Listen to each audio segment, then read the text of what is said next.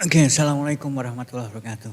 Waalaikumsalam warahmatullahi Jadi wabarakatuh. senang sekali ini sudah mendengarkan AI, jadi dari Mas Wayan, kemudian moderator kita adalah Mas Haris. Jadi lebih senang panggil Mas ya, karena masih muda semua. Judulnya itu kompetensi pustakawan di era AI, tetapi isinya beda, sesuai keinginan pembicara. Jadi nanti tidak membahas kompetensi. Dan AI itu bukan sesuatu yang baru ya, jangan lupa bahwa AI itu bukan sesuatu yang baru karena memang prosesnya sudah cukup lama. Terus lagi, nah saya akan mulai dengan cerita tentang perpustakaan dan perkembangan saat ini yang berkembang terus menerus dan kemudian ada yang saya katakan berbasis AI dan satu lagi berbasis non AI. AI itu adalah kecerdasan buatan atau KB ya mungkin ya. Singkatan yang lebih pas itu KB. Kecerdasan buatan. Buatan ya. Oke, jadi yang kecerdasan perpustakaan yang tidak berbasis AI itu boleh saya katakan adalah perpustakaan konvensional. Jadi perpustakaan yang tidak menggunakan teknologi sama sekali. Kita masih melihat di Indonesia itu cukup banyak perpustakaan yang tidak menggunakan teknologi dan itu biasanya tidak ada kaitannya dengan AI. Nah kemudian 4 perpustakaan lain itu adalah perpustakaan terotomasi. Dan ini adalah perpustakaan yang paling banyak di Indonesia itu adalah perpustakaan yang terotomasi. Nah otomasi itu sendiri ada level-levelnya. Ada level 1 yang kebanyakan di Indonesia itu level 1, level 2. Belum banyak yang atau belum ada yang level 7. Nah ini yang mungkin perlu kita lihat nanti. Kemudian hybrid itu adalah perpustakaan terotomasi tetapi juga koleksinya itu adalah koleksi cetak dan digital. Nah yang tidak kalah menarik adalah perpustakaan Bookless yang baru lahir sekitar 10 tahun yang lalu. 2013 di Austin di Texas. Adalah perpustakaan yang punya gedung tetapi koleksinya digital. Itu adalah perpustakaan Bookless. Perpustakaan tanpa buku cetak. Itu perlu digarisbawahi karena kita selalu melihat perpustakaan digital padahal ada gedungnya, ada koleksi cetaknya. Itu kesalahan kita memahami dalam sisi akademik ya. Jadi perpustakaan digital itu adalah perpustakaan yang tidak punya gedung. Jadi aksesnya secara online. Sedangkan perpustakaan Bookless itu ada gedungnya dan kita akses ke situ. Kemudian ada fasilitas untuk mengakses. Nah itu perpustakaan Bookless. Nah perpustakaan Bookless di Indonesia itu satu ada divisi Pol UGM yang kita bangun resmikan tahun 2018. Kemudian di UNY itu bukan University of New York tapi Universitas Negeri Yogyakarta. Itu ada perpustakaan digital, perpustakaan Bookless tetapi namanya Digilib atau Digital Library. Ini kesalahan dari orang-orang yang menyebutkannya di situ. Nah ini kesalahan ini kita timpakan pada Pak Juner sebagai ketua forum perpustakaan digital. Jadi perpustakaan digital itu enggak ada gedungnya, tetapi bisa diakses secara online dari jarak jauh. Bookless ada gedungnya. Ini yang perlu ditekankan untuk para pengajar nanti. Terusnya. Nah konsep perpustakaan digital itu bukan sesuatu yang baru, karena sudah lahir tahun 34 ya. Tahun 34, 99 tahun proses perjalanannya. Bukan sesuatu yang baru. Kalau kita melihat perpustakaan digital itu sesuatu yang baru itu saya kira kita perlu menengok lagi referensi. Kemudian otomasi perpustakaan itu juga mulai ada sebelum tahun 50-an. Nah kita kadang-kadang terheran-heran dengan hal-hal yang rasanya baru tapi sebetulnya sudah lawas. Lawas itu lebih dari lama. Kemudian AI itu juga bukan sesuatu yang baru juga, prosesnya cukup panjang. Saya masih ingat waktu kuliah itu ada orang namanya Alan Turing. Kalau Pak Wayan, Mas Wayan ngerti ya, Alan Turing tetangga dulu waktu kuliah. Nah, Alan Turing itu yang menanyakan apakah mesin bisa berpikir. Nah itu yang memulai adanya AI. Dan AI itu ada juga di perpustakaan. Dan pada hari ini saya akan berbicara satu poin kecil saja dari peran AI di perpustakaan yang sudah kita lakukan sebagian. Jangan melihat bahwa AI itu belum ada di perpustakaan. AI itu sudah ada.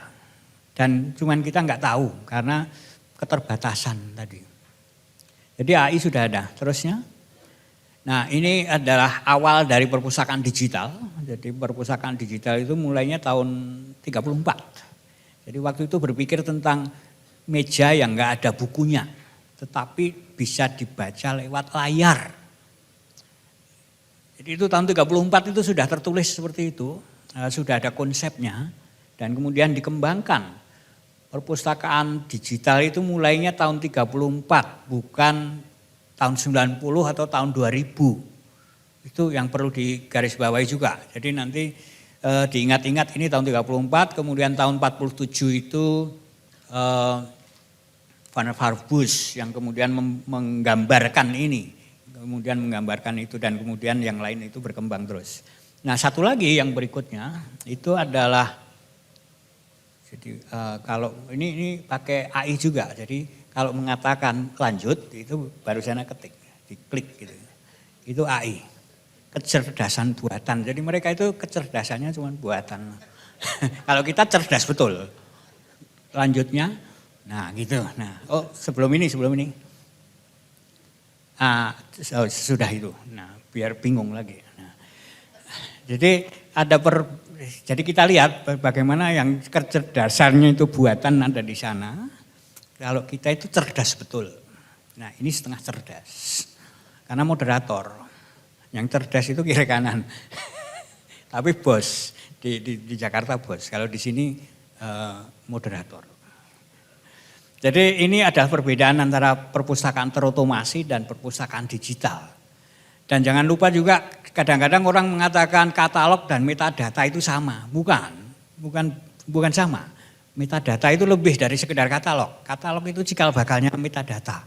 Nah nanti kalau ingin belajar lebih lanjut, nanti kuliahnya di UGM. Nah itu diajarkan semacam itu. Nanti ada yang ngajar, temannya Mas Haris.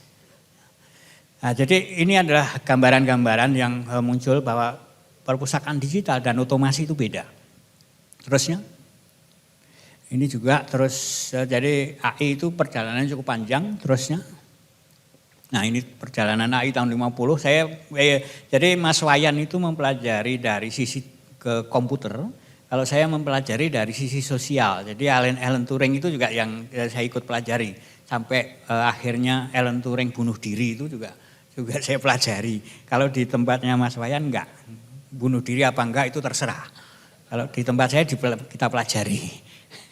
Jadi ini perjalanannya cukup panjang dari artificial intelligence ini. Terusnya. Nanti perpustakaan sebetulnya kita sudah menggunakan AI. Ya, pertama untuk ini memberikan bantuan atas pertanyaan-pertanyaan pemustaka tadi yang kemudian kita bisa kembangkan lebih lanjut. Jadi expert system ini sudah saya kira Bang Joner sudah tahu ini expert system, sistem yang cerdas. Kemudian ada natural language processing. Nah terakhir yang paling baru itu adalah robotics yang perkembangannya 10 tahun sampai 15 tahun terakhir. Itu robotics yang sudah kita pakai di perpustakaan. Terus, jadi saya akan berbicara tentang poin kecil saja dari perpustakaan dan AI. Saya mulai dengan katalog dan kemudian kita membahas otomasi saja. Tidak membahas perpustakaan digital karena acaranya baru dimulai nanti siang. Jadi konferensi perpustakaan digital itu mulainya nanti siang. Jadi saya akan membahas perpustakaan otomasi saja. Maaf, jadi ada ketuanya, jadi saya nggak berani berbicara itu tentang perpustakaan digital. Jadi perpustakaan terotomasi aja dulu untuk pagi hari ini. Jadi biar lengkap. Jadi kita mulai dulu yang ada yang tahu bentuk katalog yang paling atas? Yang tulisan tangan, ada yang tahu? Yang pakai mesin ketik, ada yang pernah mengalami? Gak ada semua. Berarti udah tua. Cuman mau ngecek itu aja sih. Udah tua itu. Jadi Bang Joner termasuk yang senior dalam katalogisasi. Nah, kalau yang baru-baru kita sudah mulai pakai kartu yang di print itu tahun 90-an tempatnya Mas Haris. Tahun 90-an itu katalog itu komputer itu dipakai hanya mengetik, kemudian di print, kemudian dipasang sebagai pengganti mesin ketik. Itu leluconnya di tempatnya Mas Aris. Tahun 90-an di Salemba. Saya masih ingat waktu ke sana, tapi waktu itu masih muda saya. Nah, kemudian katalognya diganti komputer, kemudian itu pergeserannya seperti itu. Nah, kita akan lihat dari terusnya. Nah, masih ingat ini? Jadi laci masih ada. Itu biasanya ditanyakan pada waktu akreditasi. Jadi masih ada kartunya enggak? Kalau tidak terakreditasi A. Karena ini termasuk AI, kecerdasan buatan, membuat wadah katalog kartu. Itu kecerdasan buatan. Kalau enggak cerdas ya kartunya cuma ditaruh di luar. Nah ini karena kecerdasan buatan, jadi kita membuat katalog itu dipasangi kartu. Itu kecerdasan buatan kita itu dulu seperti itu. Kalau sekarang lebih cerdas lagi. Itu diganti, isinya dibuang, kemudian diganti untuk charging. Terusnya, nah kehadiran otomasi itu betul-betul meningkatkan efisiensi dan mengurangi tugas-tugas teknis. Itu yang perlu kita rasakan, selama ini kita rasakan itu. Terusnya, kemudian juga meningkatkan kualitas, kemudian kecepatan, dan kesalahan-kesalahan itu masih belum diterima. Kalau kita menulis manajemen, keliru G dan J, kalau sebelum AI itu nggak bisa, bukunya nggak ada gitu. Ya, bagian pengolahan itu nulisnya manajemen pakai J, kemudian yang cari buku pakai G nulisnya, nggak ketemu karena tidak pakai AI. Kecerdasannya itu kecerdasan asli. Kalau kecerdasan buatan nggak ketemu di situ. Itu bedanya di situ. Terusnya, nah ini lewati aja karena udah pada tahu. Jadi karena ini buat sebagian pustakawan jadi tahu. Nah, kita akan lihat di sini perjalanan otomasi itu sudah cukup lama. Diawali dengan tahun 50-an. Jadi yang belum lahir tahun 50-an mungkin tidak tahu dengan punch card. Ya, Bang Junior tahu ya punch card. Nah, jadi kita senang sekali ketua perpustakaan digital, ketua forum ini sudah mengenal semuanya. Jadi sudah tua. Tapi akan kita angkat jadi ketua lagi gitu, biar lebih kualitas. Nah kemudian kita punya komputer standalone, kalau di Indonesia itu tahun 90-an. Tahun 90-an kita memulai katalogisasi pakai komputer itu tahun 90. Kalau di negara lain mungkin tahun 60-an sudah, 60-an, 70-an. Jadi kita mulai menggunakan itu, kemudian online dengan kabel yang jelas, karena internet itu belum bagus. Kemudian microkomputer, kemudian web itu sudah pakai, dan kemudian open era. Jadi kita pakai open access. Terusnya. Nah dari tahun 70 itu bisa digambarkan ada 6-7 otomasi. Otomasi itu berjalan ada tingkatan-tingkatan. Nanti Bapak Ibu bisa lihat sampai di mana posisi otomasi Bapak Ibu, tempat Bapak Ibu. Karena kebanyakan yang hadir di sini ini otomasi, bukan perpustakaan digital di kantornya. Jadi sesudah nanti pembukaan baru mereka mempelajari perpustakaan digital. Terusnya, nah otomasi pertama itu adalah komputerisasi katalog perpustakaan menggunakan perangkat lunak. Dulu namanya CDS ISIS, nah ISIS sekali dulu. Jadi ISIS itu kalau bahasa Jawa itu ada angin gitu, AC, angin saja. Itu. Nah itu awalnya, jadi dulu pakai ini, yang mungkin masih ada yang mengajarkan ini juga di perpustakaan, jurusan perpustakaan. Kemudian perkembangan lain adalah katalognya itu dulu memasukkan data aja, kemudian data juga bisa dilihat sebagai katalog komputer. Ini yang pertama dulu tahun 90-an. Terusnya. Nah, kemudian muncul berbagai perangkat lunak yang kemudian pustakawan pun juga rame-rame membuat perangkat lunak dan kemudian bisa pergi kemana-mana karena menjual perangkat lunak itu. Jadi kita punya tokoh-tokoh yang bergerak di dalam software otomasi perpustakaan. Dulu orang-orang hebat itu kalau berbicara tentang perangkat lunak, apalagi CDS ISIS. Kemana-mana diundang. Nah saya dulu nggak pinter teknologi, jadi nggak pernah diundang kemana-mana. Itu permasalahannya. Jadi kita punya Sitalin, Skoha dan sebagainya. Terusnya, nah kemudian ada generasi kedua itu adalah generasi OPEC, di mana kita menggunakan katalog yang dibagi-bagi dijadikan satu. Antara satu perpustakaan dengan perpustakaan lain juga mulai membuat jaringan. Terusnya kemudian layanannya juga mulai menggunakan komputer yang mempermudah layanan. Dan biasanya kalau di Indonesia itu tidak rapi, banyak kabel, alat-alat di situ, masih ada ballpoint, ada ballpointnya rusak, kemudian juga masih ada cap dan sebagainya itu jejer-jejer di situ, bawahnya itu gorengan. Nah itu yang biasanya terjadi di perpustakaan. Itu yang terjadi, realita. Nah, di situ gorengannya untuk petugas, pemustakanya dilarang makan, dilarang minum gitu. Puasa, jadi pemustaka itu wajib puasa di era komputerisasi. Terusnya, nah kemudian layanan-layanan seperti ini waktu itu pergi ke sini sama Bu Luki, nah, Mbak Luki itu pergi sama saya ke sini waktu itu tahun 2011, masih ingat? Nah ingat, itu di belakangnya jadi saya cut fotonya Mbak Luki saya cut sengaja. Terusnya. Nah ini juga kita lihat, kalau di tempat lain itu rapi-rapi gitu. Tempat kita itu pengen semua dipajang. Ada cap, kemudian ada bantalan cap, kemudian ballpoint rusak, kemudian ballpointnya aja dikasih tali gitu loh. Nah, itu biasanya gitu. Terus ada kertas itu loh, kertas yang dimasukkan di tiang ini. Untuk menulis, mencatat dan kemudian jalan. Itu modelnya gitu. Dan kertasnya itu bekas biasanya, karena baliknya ada print-printan gitu, biasanya gitu. Itulah kehebatan kita. Nah terusnya, nah kemudian otomasi ketiga itu ditandai dengan akses full text. Jadi full textnya masuk di situ, ada campuran-campuran. Jadi kita bisa lihat abstraknya, diklik di situ bisa misalnya. Kemudian ada web centric juga di sini. Ini otomasi ketiga. Kemudian juga pengarsipan media digital. Ini ada program-program scan, digitasi. Nah, digitasi, jangan lupa digitasi dan digitalisasi berbeda. Digitalisasi adalah proses membuat semuanya berbasis komputer dan berbasis digital. Digitasi itu adalah men-scan. Nah, seringkali kita mengatakan digitalisasi. Oke, terusnya. Nah, kemudian kita punya ini self-check. Jadi tempat peminjaman mandiri yang kita sediakan di perpustakaan. Jadi bukan lagi dilayani petugas, kita sudah mulai beralih ke sini. Dan ini peran AI ada di situ.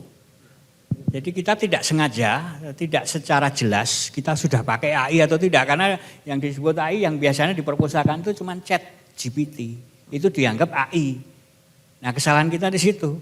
Yang lain itu enggak ada AI, padahal ini AI. Kalau enggak percaya tanya Mas Wayan. Dia lebih pakar. Tapi ini ada AI-nya kan? Iya kan? Nah sederhana gitu. Tapi nanti lebih complicated petugasnya. Nah terusnya berikutnya coba kita lihat. Di sini juga kita lihat ada kaitan-kaitan dengan pembayaran dan sebagainya itu sudah bergeser ke situ. Dan itu ada peran AI di sana. Terusnya. Nah ini juga, ini di Lampung juga kita punya seperti ini. Sudah punya layanan mandiri. Kalau di tempat lain itu masih pakai komputer sendiri, kemudian pakai mouse, pakai kabel mouse-nya, kemudian di situ tadi banyak bantalan dan sebagainya itu modelnya ada yang buat sendiri, tapi sebenarnya barang-barang hardware itu sudah banyak seperti ini. Terusnya, ini saya foto sebulan yang lalu di negara sebelah. Nah ini kan bersih gitu loh.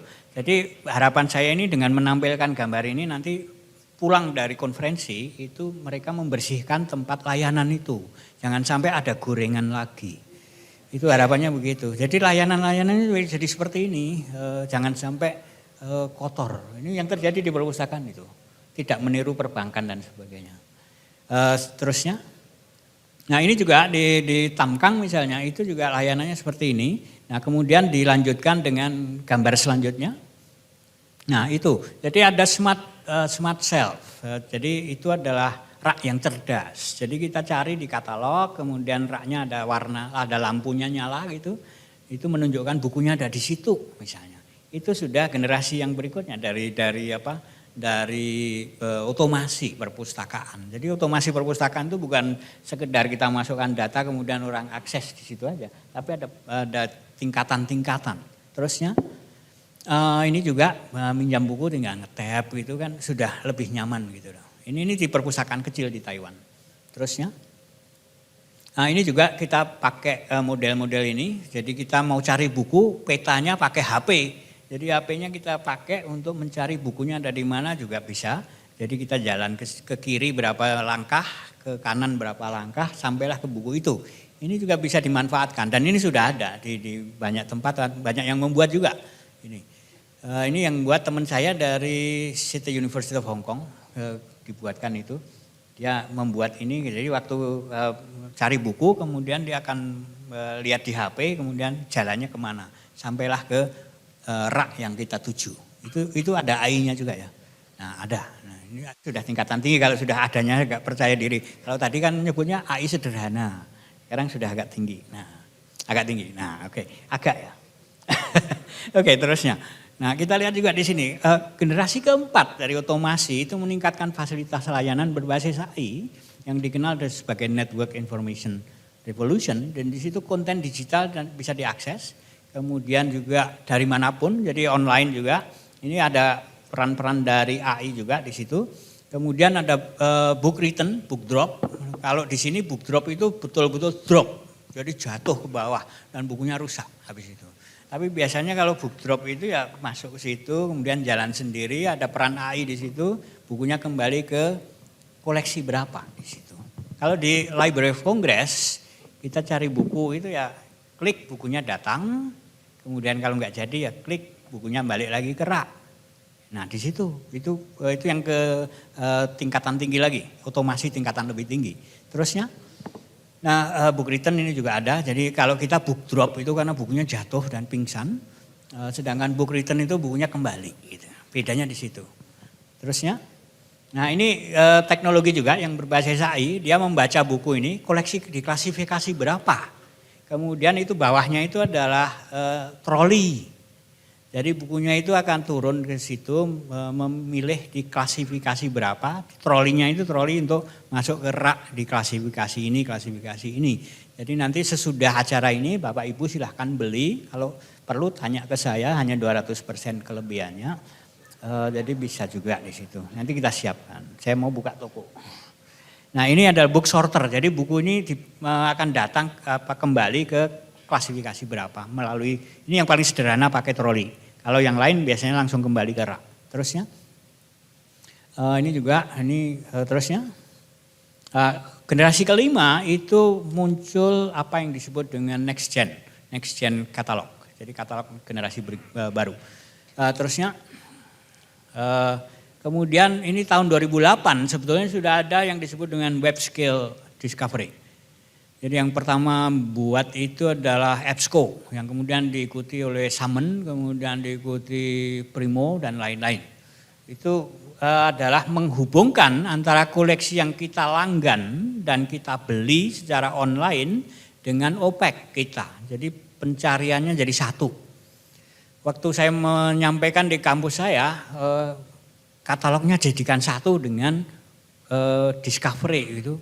Dikira saya itu mau menjual katalog, jadi nggak boleh saya itu dimarahi sama pegawai-pegawai perpustakaan di tempat saya dulu. Jadi dikira katalog kita itu mau dijual. Padahal mau dibuat ke sini, mau memasukkan itu menjadi satu, itu sudah 15 tahun yang lalu saya sampaikan itu. Tapi ternyata pemahamannya berbeda. Jadi akhirnya nggak jadi, sekarang membeli yang lain, produk lain. Terusnya, jadi ini menyatukan antara yang kita langgan, kita beli, kemudian kita koleksi katalog, itu jadi satu. Namanya web skill discovery. Namanya memang discovery. Jadi katalog yang sudah berkembang semacam ini. Terusnya, ini jadi produk-produknya itu. Terus, nah yang tidak kalah menarik adalah WorldCat. Jadi di SMU misalnya, di Singapore Management University itu nggak ada lagi pengolahan. Karena kalau kita beli buku, bukunya itu sudah ada katalognya. Jadi nggak ada bagian pengolahan. Kalau kuliah minta nggak usah kuliah katalogisasi, klasifikasi. Karena nggak akan laku itu di SMU. Nggak ada petugasnya. Nggak akan ada lowongan kerja untuk itu. Kalau di Indonesia masih banyak. Nah, generasi ke-6 dari perpustakaan itu adalah penggunaan robot. Jadi katalognya dalam bentuk robot. Robot ini di dada itu ada layar yang kita cari koleksi buku mana yang kita cari. Kemudian kalau kita klik di situ, maka robot ini akan jalan seperti ini, kemudian menuju rak dan kemudian dia akan menunjukkan bukunya ada di depannya. Ini adalah Sixth Automation Age, jadi generasi ke-6. Jadi penggunaan robot ini adalah katalog yang kemudian mengantarkan para pemustaka ke tempat yang dituju. Bukunya ada di situ. Jadi ini sebetulnya generasinya cuma 5, tak tambahin 6, kemudian tak tambahin 7. Biar kelihatan lebih punya pengetahuan. Jadi cerdas betul gitu loh pembicaranya, bukan kecerdasan buatan. Itu. Nah, penggunaan robot ini generasi ke-6. Terus, jadi ini sudah banyak dipakai jangan lupa ini yang sebelah sana itu, kalau gambar sini, jadi gambar yang di sana itu di perpustakaan negara sebelah itu, NLB itu, Singapura itu sudah pakai. Itu untuk ngecek buku stok 6. Jadi bukunya salah apa enggak, di tempatnya salah apa enggak. Itu dia akan cari buku-buku yang salah tempat kemudian ditempatkan di tempat yang benar. Kalau yang sebelah itu adalah katalog robot yang jalan di tempat yang kita tuju. Terus, juga yang full automation ini sudah semakin banyak. Dulu Perpusnas itu saya pikir 3 lantai ke bawah itu untuk koleksi bukunya. Kemudian kita mencari buku dari lantai 1 sampai lantai 24. Itu tinggal klik bukunya akan naik ke lantai berapapun. Bayangan saya itu. Ternyata tidak. Ternyata perpustakaan kita adalah tertinggi di dunia tapi tidak full automation. Jadi kalau mau cari buku di lantai 8 kita yang naik lift nunggunya lama. Kemudian baru sampai ke situ baca nggak jadi. Kemudian pindah lagi ke lantai berapa? Lantai 7. Kemudian pindah lantai 21, 25 akhirnya dan kita melihat Monas. Itu adalah yang terjadi. Nah, di situ. Nah, dulu bayangan saya begitu, 3 lantai ke bawah itu koleksi buku semua, sehingga dari setiap lantai kita bisa mencari buku, nggak usah naik turun tangga, naik turun lift di situ. Ternyata tidak, full automation sudah banyak dipakai. Tahun 2004 saya di Amerika itu sudah lihat semacam ini, jadi di Library of Congress sudah ada full automation dengan smart storage. Pencarian bukunya di lantai manapun kita tinggal klik bukunya datang. Kembalikan bukunya kembali ke rak juga. Nah, ini disebut dengan full automation itu. Jadi sudah sampai ke sana. Nah, nanti minta mahasiswa, kalau ada mahasiswa di sini minta dosennya ngajari ini. Jangan sampai hanya memasukkan data dan peminjaman aja. Itu otomasi generasi tanpa AI tadi. AI sederhana. AI masih goblok gitu ya. Itu bukan Dropbox tapi AI goblok. Nah, itu masih terlalu simpel. Terusnya, nah ini juga yang di Joe Enrica, perpustakaan di Amerika. Itu juga sudah begitu, bawahnya itu koleksi, yang atas itu perpustakaan. Jadi nyari bukunya, klik bukunya naik. Gitu.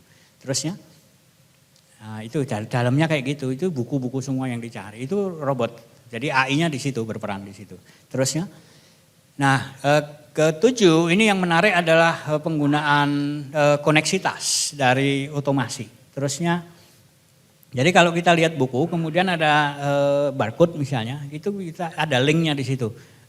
Harganya berapa misalnya di Amazon, buku ini berapa sih? Itu juga bisa kita lihat di situ. Jadi ini bisa diamati, bukunya tidak sekedar memberikan informasi, kemudian ini juga bisa dibaca, kemudian itu scan, itu akan muncul full text misalnya gitu. Jadi sudah seperti itu otomasi itu. Terusnya, nah seperti ini munculnya. Ada voice recording, audio, dan sebagainya. Jadi kita bisa lihat PDF-nya juga di situ. Ini luar biasa perkembangan itu. Terusnya, nah AI dan perpustakaan itu adalah hal yang sebetulnya sudah prosesnya berjalan. Kita belum memahami saja, tetapi sebetulnya sudah cukup panjang. Terusnya, 3 fokus, ini selewat ini sudah, ini tugasnya Mas Wayan. Nah, terusnya, nah ini juga tugasnya Mas Wayan. Biar karena waktunya sudah diperingatkan. Jadi terusnya, nah ini satu hal yang penting juga. Jadi ChatGPT itu hanya salah satu bagian dari aplikasi yang berbasis AI dan masih banyak lagi. Tapi yang saya sarankan untuk dipelajari adalah Scholarly itu. Scholarly akan banyak dipakai di perpustakaan, tapi juga aplikasi-aplikasi yang lain itu perlu kita pelajari. Kita baru terheran-heran dengan ChatGPT, padahal itu hanya bagian kecil ya dari aplikasi yang ada. Dan tahun depan, waktu ada KPDI tahun depan, kita akan membahas AI juga. Nah itu sudah akan lebih dari ini aplikasi-aplikasinya. Ini aplikasi yang ada tapi akan lebih banyak lagi terusnya. Jadi itu yang bisa saya sampaikan. Jadi apa yang kita perlu kerjakan banyak sebetulnya yang bisa kita lakukan, tetapi hanya kita nggak tahu tadi. Jadi kompetensi apa saya kira kita akan bahas dalam tanya jawab. Terima kasih. Baik, berikan aplaus kepada Pak Idam Fajar. Luar biasa ya.